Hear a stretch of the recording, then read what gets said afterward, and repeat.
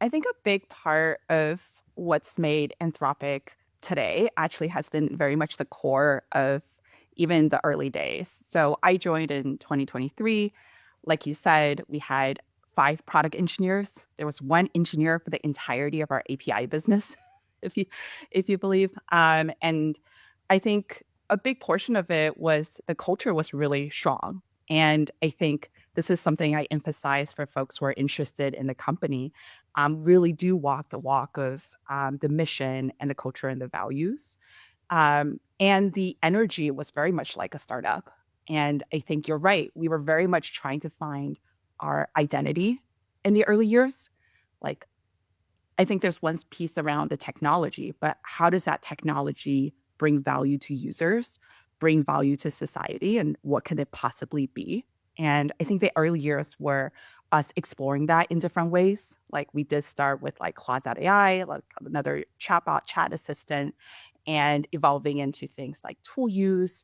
I think one of the moments where really we started to get into our groove was shipping things like Golden Gate Claude. I don't know if you like remember that. No. So this was actually up for about 24 hours or so. We had just published one of our early interpretability research in early 2024.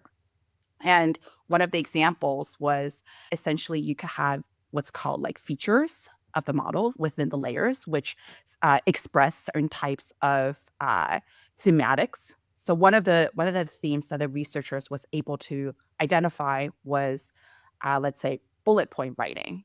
Another one was people and places, and one that really came up frequently that resonated was the Golden Gate Bridge. And so when you actually essentially dialed up that feature, Claude would obsess about the Golden Gate Bridge. So, meaning in every one of its responses, it would come back and talk about the Golden Gate Bridge. So, if you said, like, give me a recipe for making spaghetti, it would say, here is a recipe. And the orange color is just like international red that the Golden Gate Bridge looked like. And so it was like really quirky, and we very much wanted to, in that situation, just bring that user, bring it to the masses and bring it to people who are starting to use Claude. And so the entire experience, actually, we spun up on our Claude.ai website within 24 hours. And that took like engineering, product, design, our like research teams all working together. And we were really, really proud of it. I think it maybe reached only 2,000 people, to be honest.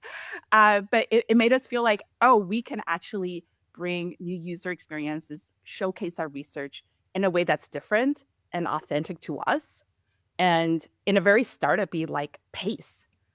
That to me was like one of those like maybe hidden inflection points of we were starting to find our identity, that we could build products, build experiences that were different from what our competitors had seen, what was already out there.